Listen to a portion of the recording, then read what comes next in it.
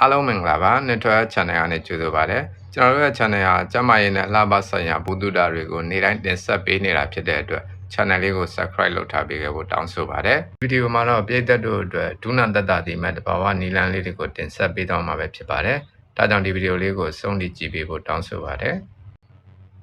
လူတော်များများဟာဒုစစ်တထောင်စစ်နဲ့လက်စစ်တွေနာကျင်မှုကိုခံစားဖို့ကြပါလိမ့်မယ်အများစုကတော့အသက်အရွယ်ကြီးပြင်းလာခြင်းကြောင့်ဖြစ်ပါတယ်ဒါကြောင့်တာမန်နာကျင်မှုလို့ယူဆပြီးသိမကုသကြပါဒါပေမဲ့ခန္ဓာကိုယ်နာကျင်လာတဲ့အခါမှာတော့စိတ်ပီစီမှုတွေကြုံတွေ့ကြရပါတယ်ဒုနာတာကိုမကုသပဲထားရင်ဒုကိုပျက်စီးစေနိုင်ပါတယ်ဒုနာခြင်းဟာဒုအလွန်ကျွံအသုံးပြုခြင်းကြောင့်ဒုရဲ့ကြွက်သားများနဲ့တစ်ရှုများမှာဆုပ်ပြတ်သွားခြင်းတို့ကြောင့်ဖြစ်ပါတယ်ဗိုက်တာမင်ချို့တဲ့ခြင်းဟာဒုနာခြင်းရဲ့လူသိများသောအကြောင်းရင်းတစ်ခုဖြစ်ပါတယ်အထူးသဖြင့်ခန္ဓာကိုယ်မှာကယ်လ်ဆီယမ်ဗိုက်တာမင်ဒီနဲ့တန်တက်ချို့တဲ့ခြင်းတို့ဖြစ်ပါတယ်ဗိုက်တာမင်နဲ့ကယ်လ်ဆီယမ်ချို့တဲ့သူဟာအဆစ်နာခြင်းနဲ့အဆစ်မြစ်ရောင်ရမ်းခြင်းတို့အတွက်အန္တရာယ်ရှိပါတယ်လူများစုဟာဒုနာတာကိုရက်နိုင်ငံအတွင်းတက်တာသေးတဲ့တဘာဝဆေးနည်းဖြင့်ကုသနိုင်တာကိုသတိမပြုမိကြပါဘူးဒီဗီဒီယိုမှာတော့အဆစ်နဲ့ဒုနာတာတွေကိုဘယ်လိုကာကွယ်မလဲတက်တာအောင်ဘယ်လိုလုပ်ရမလဲဆိုတာတွေကိုပြောပြပေးသွားမှာပဲဖြစ်ပါတယ်အကယ်၍သင်ဟာတပတ်ကျော်ဒုနာဝေဒနာခံစားနေရပါကဆိုးဝါးသောပြဿနာရှိနိုင်ပြီးဆေးကုသမှုခံယူသင့်ပါတယ်ဗိုက်တာမင်ဘရိုမာလင်နဲ့မက်ဂနီဆီယမ်တို့ပါဝင်တဲ့အစားအစာများကိုစားပေးရန်အလွန်အရေးကြီးပါတယ်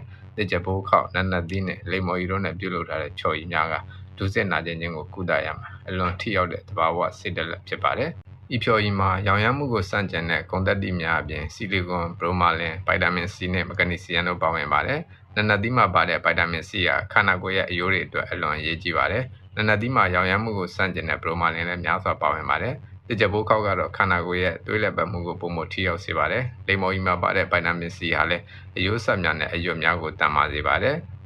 ဖြော်ရည်ပြုလုပ်ရန်လိုအပ်တာတွေကတော့နံပါတ်1အနေတော်လှိထားတဲ့နက်နက်သီးခွက်သီး2ခွက်နံပါတ်2အုတ်ကြုံ1ခွက်နံပါတ်3ရေ2ခွက်နံပါတ်4လိမ္မော်ရီ1ဖန်ခွက်နံပါတ်5တစ်ချက်ပိုးခောက်တစ်ချောင်းနံပါတ်6တဘာဝပြားရည်တို့လိုအပ်ပါတယ်ပြုလုပ်ရမယ့်နည်းလမ်းကတော့အိုးထဲကိုရေနဲ့အုတ်ကြုံထည့်ပြီးတော့မိနစ်ငယ်ကြာအောင်ချက်ပါချက်ပြီးတဲ့နောက်ကြာလေးအေးခံပေးပါလိမ္မော်ရီတစ်ချက်ပိုးခောက်နက်နက်သီးနဲ့ပြားရည်တို့ကိုပလန်နာနဲ့ထည့်ပြီးတော့ရောမွေပါရေလိုအပ်ပါကထပ်ထည့်ပါရလက်ကောင်ရဖို့အတွက်ဤဖြော်ရည်ကိုနေ့စဉ်ပုံမှန်တောက်ရန်အကြံပြုပါတယ်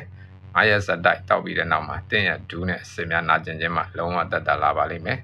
ဒီဗီဒီယိုလေးကိုကြိုက်နေတဲ့ဆိုရင် like လေးပေးခဲ့နိုင်ပါတယ်နောက်ထပ်တင်ဆက်ပေးမယ့်ကျမရင်နဲ့ပတ်သက်တဲ့ဗီဒီယိုများကိုလည်းမပြတ်ကြည့်ရှုဖို့ရ channel လေးကိုလည်း subscribe လုပ်ထားပေးခဲ့ဖို့တောင်းဆိုပါတယ်